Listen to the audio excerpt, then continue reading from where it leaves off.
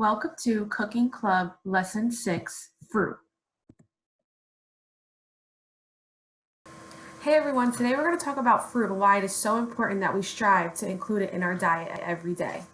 So, what does My Plate and the USDA Dietary Guidelines for Americans say about fruit? Well, first, we should strive to make half our plate fruits and vegetables. We should also try and vary our fruits and vegetables to get a variety of nutrients.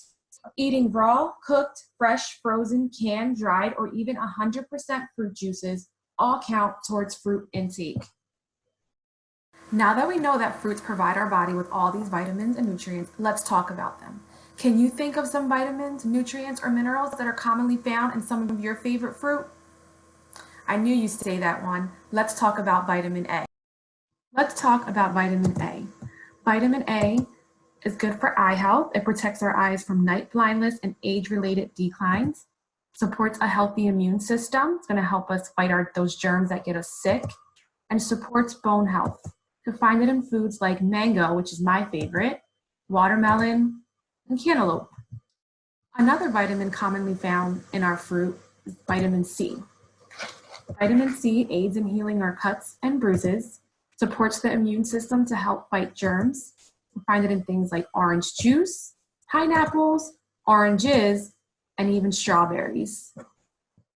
Potassium. Potassium is a nutrient. It's the third most abundant nutrient in the body. It helps maintain healthy blood pressure and water balance in the body. It is also an example of an electrolyte and aids in hydration. You can find it in our fruit like bananas, peaches, and cantaloupe. Folate. Folate is a vitamin that helps form red blood cells, which we need to transport oxygen through the body. It could be found in fruit like pineapples, dates, and blackberries. Last but not least, fiber.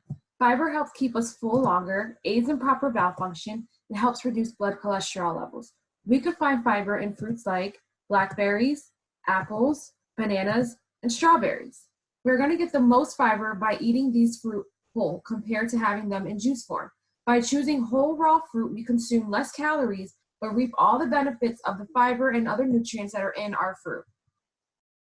Now that we know about all the vitamins, nutrients, and minerals that our fruit can provide for us, let's talk about one more substance that's found in fruit that can provide health benefits for us. These are called phytonutrients. Phytonutrients provide fruit with their flavor, color, and aroma, and they protect the body in many different ways. Let's take a look at this chart and go over just a few. Take a look at the different phytonutrients found in some of these fruits. Remember, it is key to include different colored fruits in our diet to attain the benefits of all of these phytonutrients. How much do I need? In order to get the vitamins, minerals, and phytonutrients from fruit, My Plate recommends we eat approximately 1.5 to 2 cups of fruit a day. 1 cup of fruit or 100% fruit juice equals 1 cup. 1/2 cup of dried fruit equals 1 cup. And 1 small whole fruit equals about 1/2 cup.